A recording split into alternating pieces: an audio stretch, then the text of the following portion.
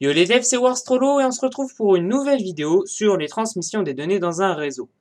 Alors, certes, le titre comme ça paraît assez compliqué. Mais vous allez voir que c'est assez simple en fait. Du coup, on va voir comment ça fonctionne le réseau public et le réseau local. On va voir les différences entre ces deux-là.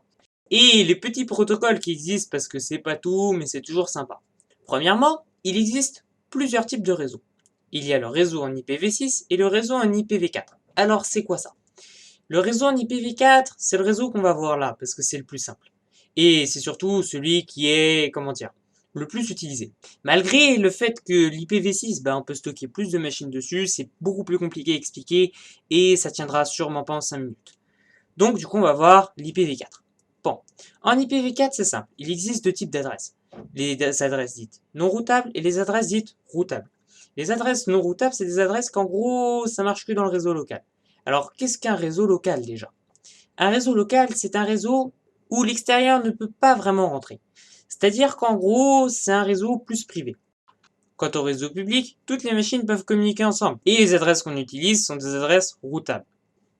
Et les adresses locales, tu ne les auras jamais dans un réseau public.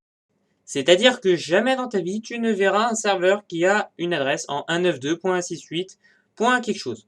Jamais de ta vie. Ça veut dire que même si ton meilleur pote il a également des adresses en 192.168, eh ben vous ne pourrez pas jouer ensemble parce qu'en fait c'est deux réseaux complètement séparés. Bref, et du coup il vous faudra une adresse routable pour pouvoir jouer ensemble. Du coup une adresse publique si tu préfères. Bon, maintenant il existe plusieurs méthodes pour les machines de communiquer ensemble. Parce que c'est pas tout, mais tu vois, si chaque machine avait sa méthode de communication, ce serait problématique. Tu pourrais pas communiquer avec tes potes ni rien. Du coup, il y a des protocoles qui standardisent un peu la chose. C'est-à-dire qu'en gros, c'est réglementé. Enfin, c'est pas vraiment avec une loi, mais c'est, si tu veux, plus général. C'est exactement comme si tu essayais de parler à quelqu'un qui ne parlait pas français.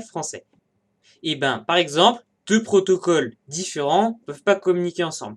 C'est pour ça que, par exemple, un réseau en IPv6 ne peut pas communiquer avec un réseau en IPv4. Il faut forcément quelque chose pour convertir. Problème. Donc maintenant, on va parler un peu de comment ça fonctionne. Parce que là, on a vu les différents types de réseaux. On sait que maintenant, il existe IPv4 et IPv6. Alors, juste pour info, l'IPv4, ça code 4 milliards d'adresses, à peu près. C'est déjà pas mal, hein. Mais bon, sachant que on a tous maintenant plusieurs appareils, tout ça, eh ben, il fallait inventer quelque chose d'autre. Du coup, l'IPv6 permet de coder 340 sextillions d'adresses, ce qui est vraiment juste énorme. Et on a vraiment beaucoup de marge. Mais bon. Alors, il faut savoir qu'il existe plusieurs types de protocoles.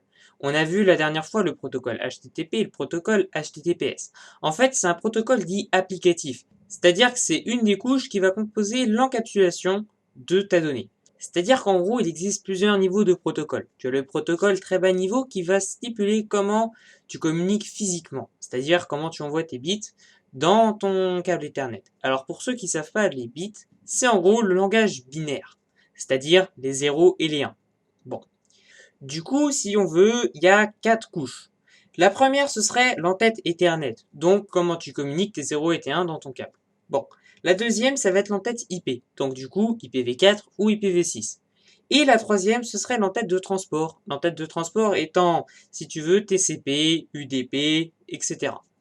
Et l'entête applicatif étant HTTP, HTTPS.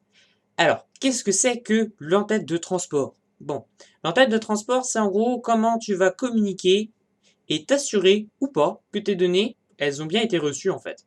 Donc, TCP, techniquement, comment ça fonctionne? TCP, il va envoyer les paquets, il va vouloir absolument s'assurer que ça a été reçu. Bon, on verra les détails après.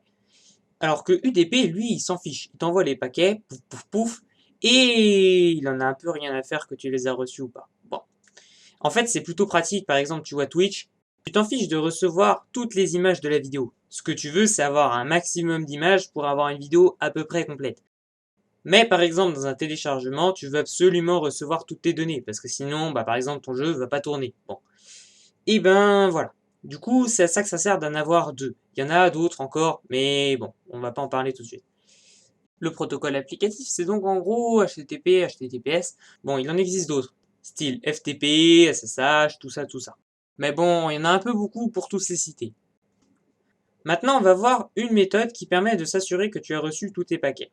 Bon, la méthode consiste à envoyer un paquet 1 et après d'attendre une réponse du récepteur. Et en gros, ça te permet d'être sûr que l'autre a tout reçu. Après, il existe plusieurs méthodes, mais c'est beaucoup plus complexe. Et cette méthode s'appelle le bit alterné et introduit une mention, le timeout. Alors, qu'est-ce que c'est le timeout? Le timeout, en fait, c'est typiquement si tu as envoyé un paquet et que l'autre n'a pas reçu. Tu vas attendre un certain temps sur ta petite montre et si tu n'as pas reçu, bah, tu renvoies le paquet. Voilà, voilà. Sur ce, j'espère que vous avez aimé cette vidéo. N'hésitez pas à lâcher un petit pouce bleu et à vous abonner à la chaîne et même peut-être cliquer sur la cloche si vous avez vraiment aimé. Et on se dit à plus tard pour une prochaine vidéo.